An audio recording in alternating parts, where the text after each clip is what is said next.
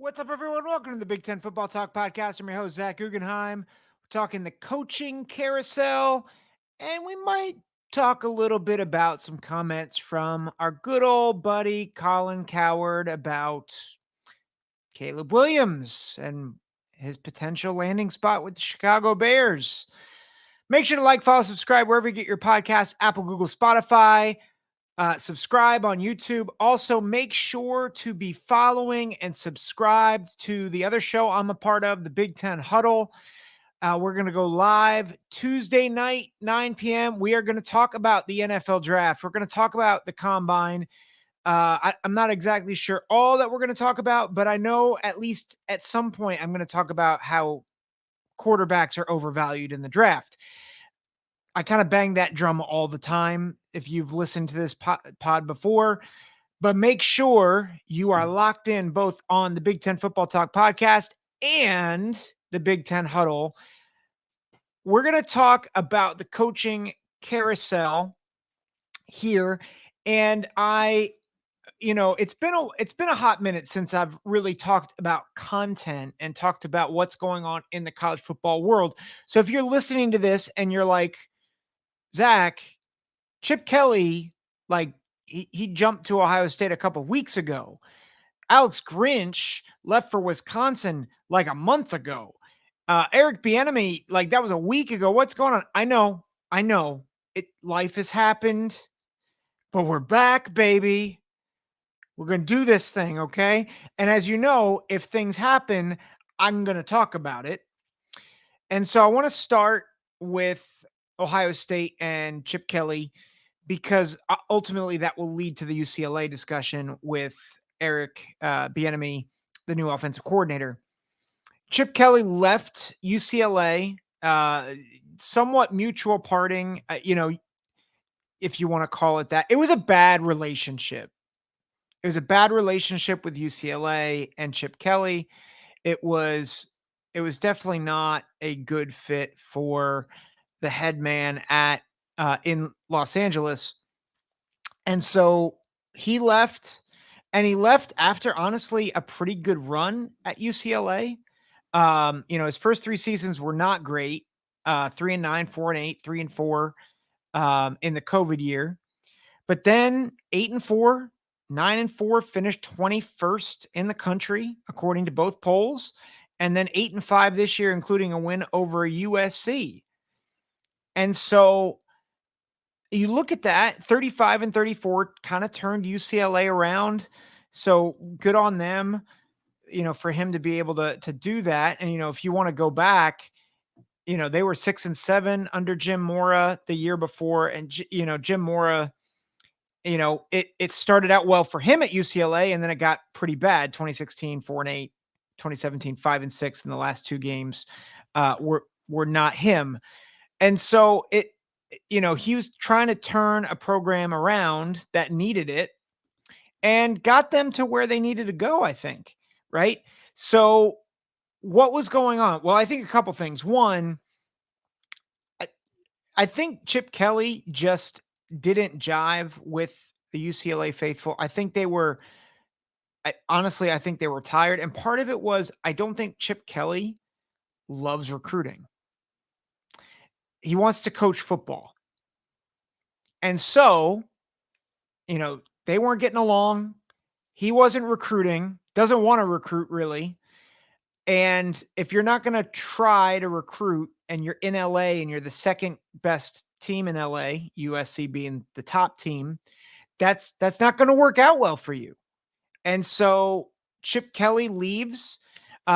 There were rumors that he actually reached out to Iowa to be their offensive coordinator, which that would have been an odd fit. I don't think that would have worked. But obviously, Ryan Day and Chip Kelly have a history. So a lot of people want to talk, is this a good fit? Is this a good idea?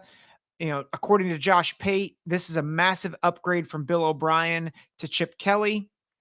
Others aren't as excited about. Here's my take on it. I am not the biggest fan of the move, but I'll say this. I think Ohio State lucked out because I don't think Bill O'Brien was a good hire at all. And I'm not sure I am a fan of some of Ryan Day's decision making. Bill O'Brien is, I know, well regarded as a quarterbacks guy. But if you go back and look at some of that all the Alabama games when he was there, Bryce Young saved his bacon more often than not. I thought he got them into a lot of third and longs. I don't think he did a great job with situational play calling. And I think we're going to look at some of this, a lot of the same, looking at the 2022 offense and the 2023 offense, in that those offenses, despite the fact having, at least in 2022, good to really good offensive lines and at least decent running backs, although I know they were hurt, they couldn't run the ball consistently, right? This past year, we got Travion Henderson. I'm saying I know this is Big Ten podcast. You guys know I'm a Buckeye fan, so a little bit of my Buckeye blood is coming out here. But you've got Travion Henderson, you've got Dallin Hayden, and they can't run the ball. And like, that's what they have been struggling with for the past several years now, is inconsistent offensive production. And now you're going to bring in Bill O'Brien? No, no, no, no, no, no, no. That's a bad idea. That's a bad idea. So I think Ohio State really lucked out. Here comes Chip Kelly, where I still have some concerns, albeit they're not as big. They're not as much about play calling and more about relationship and can Chip Kelly do it in more of a strong conference, right? Because he made a lot of his hay with his tempo and being kind of an offensive innovator, and then he would go up against really strong defenses and really and struggle.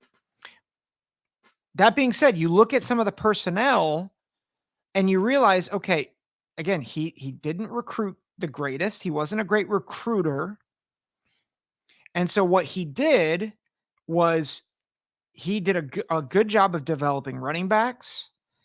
Did what he could with the offensive line, but often the receivers were not that great. The quarterback play, particularly the passing game, was not great. And if they were able to shut down and kind of limit the pass game, it really limited the run game. I'm not concerned about the pass game under Ryan Day. Now, Will Howard, I'm still not sure about him, but I think the run game, which is, I think, been the biggest issue under Ryan Day, I think the run game is actually going to be fine with Chip Kelly. You've got probably the best backfield in the country, if not a top 3 backfield, with Judkins and Henderson and Hayden. Getting McLaughlin to come from Alabama really solidifies that interior of the offensive line. And now you've got a run threat at the quarterback position in Will Howard. So I think the run game with some of Chip Kelly's scheme is going to be really, really good. My question is offensive development. And if Ryan Day is trying to hand off the keys to other offensive players or offensive coaches, he's probably still going to have a hand in developing quarterbacks. But I do wonder, I don't know if Chip Kelly's ever developed great quarterbacks. Like, who's the best quarterback that he's developed? DTR he developed a bit, but I don't think he was a great passer by any stretch of the imagination. Jeremiah Masoli, Dennis Dixon, trying to think, Darren Thomas, like those guys, they were not good passers. Like, they had great stats, but you go back and look at the film and you're like, eek, they got a lot of cheap junk yards because of the way they run their offense. So I'm a little concerned about that. I'm concerned about when he goes up against power teams like, ironically, Oregon and Penn State and Michigan. I think there's also a concern with him going back and being a subordinate to someone who used to be his subordinate. I think that could work out really well because they know each other really well, or I think it could blow up in their faces. That being said, I think it's an upgrade from Bill O'Brien. I'm intrigued, especially with Will Howard being a bit more mobile, and especially with Julian Sayin and Aaron Nolan coming in. I think their mobility, I think that really helps. So, I overall, if I were to kind of grade the hire, I'd probably put it at a solid B, maybe a B plus. I do think I think it's an upgrade. I think it could be a huge upgrade over Bill. Um, I'm gonna move to the guy or to the team that is replacing Chip Kelly, and that is UCLA. They hired Deshaun Foster, who is a he was the running backs coach for UCLA. It's a really significant upgrade for his position, right? Like he was the running backs coach. Um, he wasn't anything more than that. He's been at UCLA for a hot minute, right? Like he's been there for a while. He was there under Jim Mora, started there at 2017, been there, ever since. Obviously, he loves UCLA. He was a running back there from 1998 to 2001. Um, had success in the NFL as a running back, right? And then has been at UCLA as a coach in some capacity for every part of his coaching career except Texas Tech in 2016. He was a running backs coach there. UCLA brought him back, and he's done a good job. He's done a really good job for them. It's not often that you see a running backs coach promoted to the head coach. And so you got to think that there's a few reasons for this. One, to provide some continuity and leadership, right? Chip Kelly left like at a time where it's really hard to leave, which is it's right after the second recruiting window, and you're in the midst of starting to prep for spring ball, which is going to be about 3 weeks later. So you got to install some things. And you've also got to try to convince recruits and your remaining roster, hey, don't leave with the coach, don't leave with the head coach. And so it's important to have somebody on that staff to provide some continuity. So while I don't think it's the best move to hire your running backs coach, I can understand it. I think he's getting a bit more buzz as a head coaching candidate. So this will be interesting. Um, it's also just hard. Like, who are you going to hire in the middle of February? And so Chip Kelly left UCLA in a bit of a lurch. While, to be fair, I think UCLA left Chip Kelly in a bit of the lurch too. I don't think either of them are lack culpability here. But Deshaun Foster is the head coach. And so with that, you've gotta hire a home run in at least one of your coordinators. I think that's what they did with Eric Bieniemy. He is someone that I don't think anyone thought would come. Obviously, he was let go by the Commanders with Dan Quinn coming in. Um, he was kind of handpicked to be Ron Rivera's assistant head coach. And that was after winning 2 Super Bowls with the Chiefs. And so people might think, oh, well, he was fired. Why is he a good hire? Because did you see what he did with the Chiefs? Right? This guy knows how to coach an offense.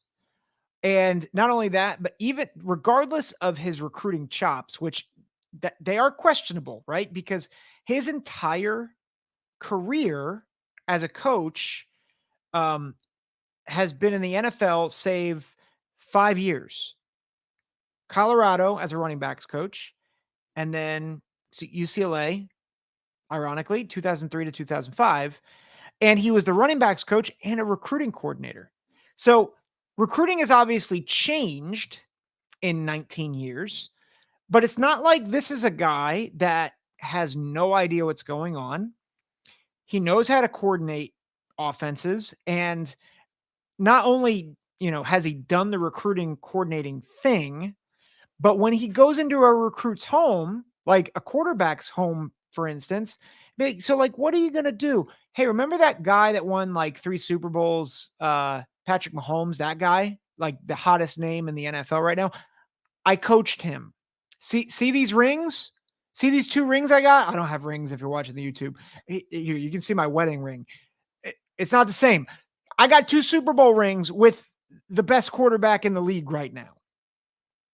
I did that. And you know what? I can develop you into that too. That's the kind of cachet you need, especially if you are UCLA, because again, you need an ace in the hole when you've got UCLA in your back or USC in your backyard, because USC is going to attract all the attention, especially with Alex Grinch. I think Danton Lynn, the more I am reading on USC and looking at their staff, I really do think that they are poised, not this year, but I think they're poised the next 2 to 3 years to really elevate back into the top 3 or 4 programs in the Big 10 and a top 10 perennial top 10 team in the country. I do think that they're trending that way, barring, complete collapse. They have a lot of pieces to replace on the offensive side of the ball this year, and they have to replace a lot of depth on the defense. But UCLA is a team that I think they needed this. They needed a big name to come in, and he knows UCLA.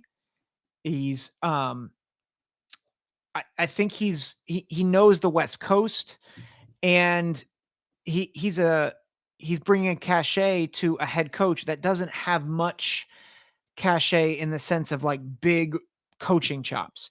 It doesn't mean that Deshaun Foster can't hack it. I think it's just more there's a lot of questions around him. And so getting Eric Bieniemy, it really positions them well. Are they going to do well their first year? Probably not. Right. Like I think you have to be patient if you're a UCLA fan. But, and it's a big but, I think the Bruins brass know that. I think Deshaun Foster knows that he's got to recruit. I think Eric Bieniemy, bringing in that recruiting coordinator experience, I think that's going to be a big deal. So I like this hire. I think it's like, again, grading hires. The Bieniemy hire is an A+. Like it's a slam dunk hire. And who would have thought you would have been able to get him, 1 year off of coaching the NFL? And again, just because he got let go, I think he got let go by Dan Quinn. I think that's probably a personality clash more than anything else. Dan Quinn is starting over. He wants to run his team. And you have to understand too, like, I know he was sharing play calling duties with Andy Reid, but he was helping to coordinate the best offense in the league for two Super Bowls, and was in position to get a third, if not for a bunch of injuries on the offensive line. So, love the hire. Love the hire. Let's talk. Let's talk Badgers and how they just got grinched. I love Luke Fickell, and boy, do I want him to succeed. But I have no idea what he's doing with Alex Grinch. No clue. No clue what he's doing. He's been awful. Let me rephrase that. He dramatically shifted the defense and helped them become a force for Washington State from 2015 to 2017. And that was a big deal, right? Grinch was a hot name in the coaching market, and Ohio State got a hold of him, and he was tasked to work with Greg Schiano. And Alex Grinch and Greg Schiano turned in one of the worst defenses in Ohio State history. Now, there's a lot of conversation behind the scenes that Schiano and Grinch did not mesh well together, that Grinch wanted to coordinate the defense on his own. I'm not sure all that. There was also some other not great defensive assistants that were there. Billy Davis as the linebackers coach, who admittedly said he did not do a good job. But Alex Grinch, after 1 year, he agreed to 2 years. After 1 year, jumped ship to Oklahoma, where he helped improve the defense at Oklahoma.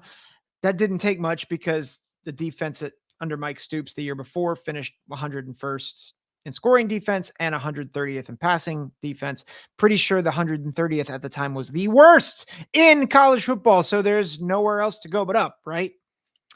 Good job, Mike Stoops. And so the defense, got better, I guess, at least better until they, I think, gave up the most points in a college football playoff game up to that point, only for that record to be broken by TCU a few years later. They gave up 63 to the LSU Tigers.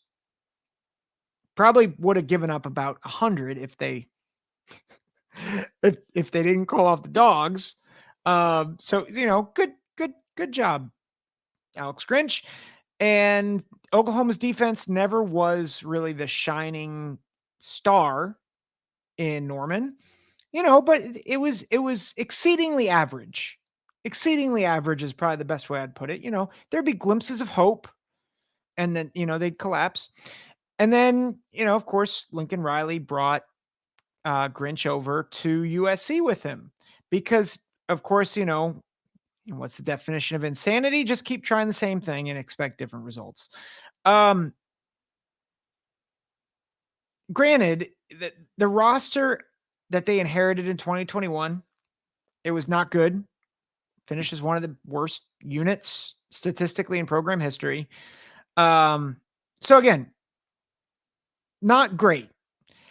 But then you look at his defensive performances, the collapse in the Pac-12 championship game, the collapse against Tulane, and then this past year, it was like there was no defense.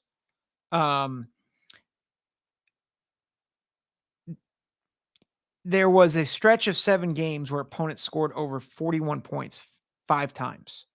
In 7 games. 5 times, 41 points or more. That's not good enough. Not good, especially at a blue blood. And that's a track record. That's according to Wikipedia, by the way. That's not good, right? It's awful. So you're thinking, okay, he needs to go back to being a safeties coach. He needs to go back to, the drawing board, reinvent himself. And so Luke Fickell hires him as a safeties coach. Good. And a co-defensive coordinator with Mike Tressel. Not good. What are you doing? He's awful. He has been awful. Objectively, he has been awful. And it begs this question. What's the point? Is he trying to groom Luke Fick or Alex Grinch for taking Mike Tressel's place at some point? Because if he is, he better hope that he's learned some lessons. Because the reality is, you're not going to get the same level of talent at Wisconsin that you're going to get at USC. Despite the fact that I think Luke Fickell is going to continue to upgrade the coaching or the recruiting there. And so I don't necessarily understand the hire. It helps that Mike Tressel's there. I think that's a good buffer. But I don't understand the hire, especially because there is a track record of Grinch not working well with another co-coordinator. He wanted to call the defense at Ohio State, and he had to share with Schiano, and that did not go well. And so maybe Tressel and Fickell have more similar philosophies.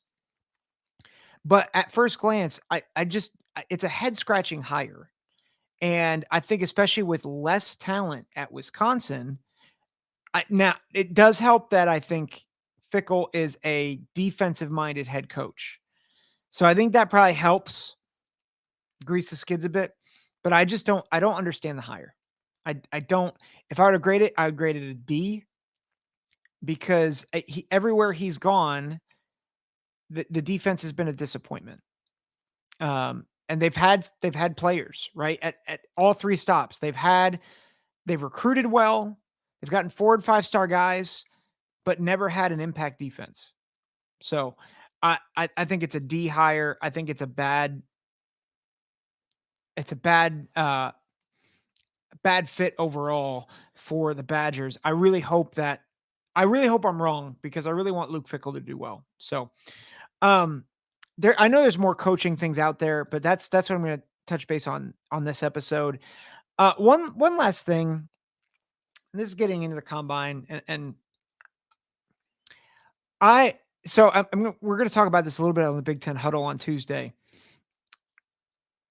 I do not understand the Caleb Williams hype. I think Caleb Williams is really good. So before anyone says, "Oh, you don't know ball," he's really good. He's really good. He's got great escapability, great arm strength. Has pretty good accuracy, right? His receivers were, you know, better than most secondaries they played, right? So he had a bit of an advantage there, and I'm not going to fault him for that. He holds the ball too long, plays hero ball. He's not a generational prospect. And I think anyone who tells you that, they're obsessed with the wow play. But the reality, he's really, really good.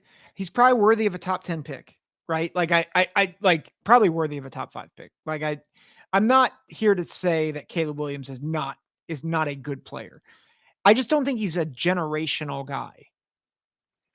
And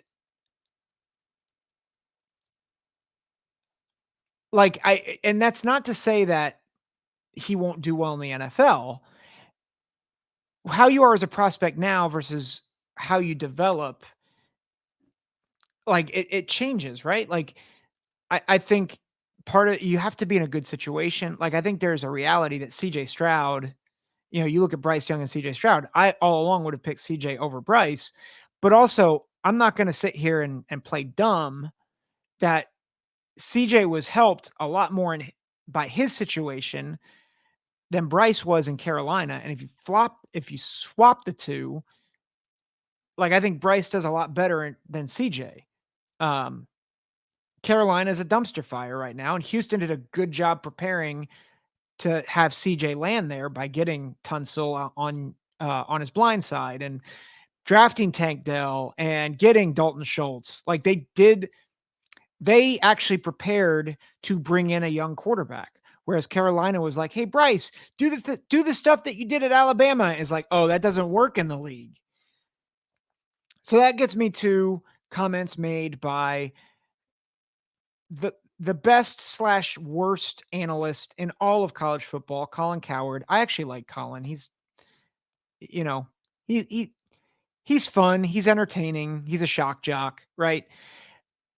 There's a clip of him saying that the Bears would do well to move on from Justin Fields because the quote, I believe, was Caleb Williams is significantly better right now than Justin Fields. He's significantly more talented and significantly more accurate.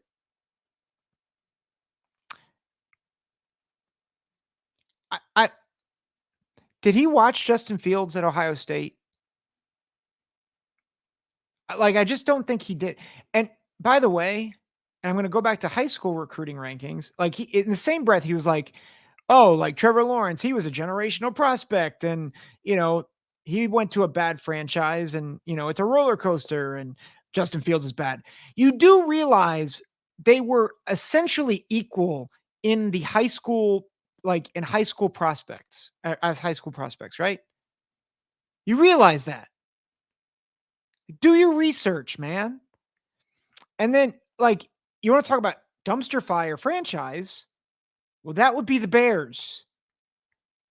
They have played hot potato with quarterbacks. They haven't built around Justin Fields. And then when he does play, when he's able to be healthy, yes, has he made some backbreaking mistakes? Sure. Was the team also starting to rally around him? Yeah. Do I think do I want Justin to stay in Chicago? No. But that gets me to the point. So a lot of people are saying, should we draft Caleb Williams or should we and trade Justin Fields or should we build around Justin Fields? There's a lot of debate around this, and I think there's a lot of a good. I think there's a lot of pros and cons on both sides, right? Like I think with Chicago, if you choose to build around Justin Fields, there's a reality that if you hit, then you got to pay him, right? Because he's in the fourth year of his contract. You've got to deal with whether he, you know, you got to deal with that contract, which means you can't necessarily pay as many guys to be around him. Whereas with Caleb Williams, you're on a rookie contract. So that is a downside of keeping Justin. And if you trade Justin, you can get more picks and you can build a little bit more around Caleb, right? Although I don't know what you're going to get for Justin because I think I haven't been looking too hard into what the trade value would be. But that is a detriment is you have 1 year and then you got to deal with either paying him or he walks as a free agent. So that's no good. That being said, if you draft Caleb, what if he's worse? Like, here's the thing. You don't know how they're going to pan out in the league. Like, you just don't. And especially if they go to a franchise that is bad. Like, it could be great. Like, Caleb Williams could end up being a top 10 quarterback in the league. I have no doubt that that's possible. At the same time, like, we thought Trevor Lawrence was going to be tearing up the league by now. He's been good, not great. Bryce Young has really struggled in year one, right? I'm trying to think of other top tier quarterbacks that we were like, oh, he's definitely, Deshaun Watson has and part of some of that's off the field stuff. RG3 was another one who after he got hurt, really struggled. A lot of top tier quarterbacks, we think, oh, they're going to be great. They're going to be great. They're going to be great. Let's be honest. They don't always hit. And if you struggle there, you miss the opportunity with Justin, who has proven that he at least has had some flashes. Like, you could trade the number 1 pick down, get more picks. You could draft Marvin Harrison. You could draft an offensive tackle. You can actually solidify your team. And if I'm remember correctly, I believe the Bears have the number 1 and number 9 picks overall. Like, you can get an offensive tackle easily. You get a wide receiver easily. And yeah, they have the number 1 and number 9 picks. So, like, you could probably trade to the Commanders, who are going to be looking for a quarterback, probably want to get Drake May, or you could probably trade to the Patriots or the Cardinals, who might also be looking for quarterbacks. Remember how Mac Jones and Zach Wilson and Trey Lance, those are some of the quarterbacks I was thinking about. Surefire picks, right? You could trade the number 1 pick down to one of those 3 teams, get more picks, get a wide receiver, Marv, Neighbors, Adunze. I think all 3 of those guys are 3 of the top 5 picks in the draft. Then you can be at number 9 and get Joe Alt or get Olu Fashanu. And all of a sudden, your offense is a lot better. Get a running back in free agency, get another running back, later in the draft. Or if you trade the number 1 pick down and get more picks, get another running back, get more offensive linemen, load up. All of a sudden, you've surrounded Justin with something that he hasn't had like his entire career, which is a really good offense with real talent. Like, just having DJ Moore who is a tweener receiver, like a one or a two, and then having Darnell Mooney, who is really a maybe a three. Like having those guys, and then a bunch of revolving doors at wide receiver, like that's not good enough. And then the offensive line has been trash. Get him help. But all this is to say is that I think there are real pros to taking Caleb Williams, but this nonsense that he's significantly better, significantly more accurate, significantly more talented, it just screams to me that Colin Cowherd really likes Caleb Williams and he wants to make headlines. Don't fall for the trap. Caleb Williams, he's a really good prospect. He's not elite. Drake May is a really good prospect. He's not elite. And I don't really care what anyone says. There's going to be 5 or 6 quarterbacks that go in round 1, and only 2 or 3 of them should. Like a lot of people think Michael Penix, JJ McCarthy, Jaden Daniels, Bo Nix, like all these guys are first round picks. Maybe I there's a lot of players, skill position, offensive linemen that are safer and more surefire hits than any of these quarterbacks, quite frankly. So that'll do it for this edition of the Big Ten Football Talk podcast. Thanks for listening. Again, make sure to like, follow, subscribe wherever you get your podcasts. Leave a review.